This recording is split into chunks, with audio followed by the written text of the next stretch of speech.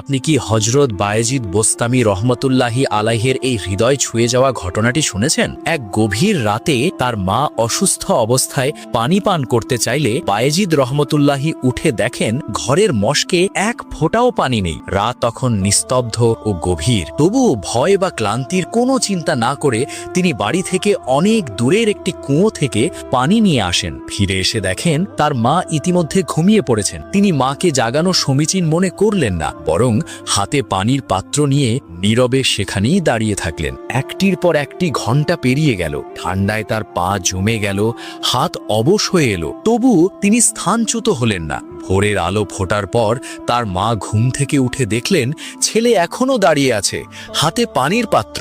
বিস্মিত হয়ে মা জিজ্ঞেস করলেন, বাবা তুমি এখনো এখানে কেন? তিনি কোমল কণ্ঠে উত্তর দিলেন, আম্মা আপনি পানি চেয়েছিলেন, ঘরের মশকে পানি ছিল না, বাইরে কূপ থেকে পানি এনে দেখি আপনি ঘুমিয়ে গেছেন। আপনি জেগে পানি না খাওয়া পর্যন্ত তাই আমি দাঁড়িয়েছিলাম। এই কথা শুনে তার মায়ের চোখ অশ্রু সজল হয়ে উঠল। তিনি দুহাত তুলে দোয়া করলেন, হে আল্লাহ, আমার ছেলেকে তোমার বিশেষ নৈকট্য দান করো। তারপর তিনি আল্লাহর একজন ওলি হয়ে গেলেন।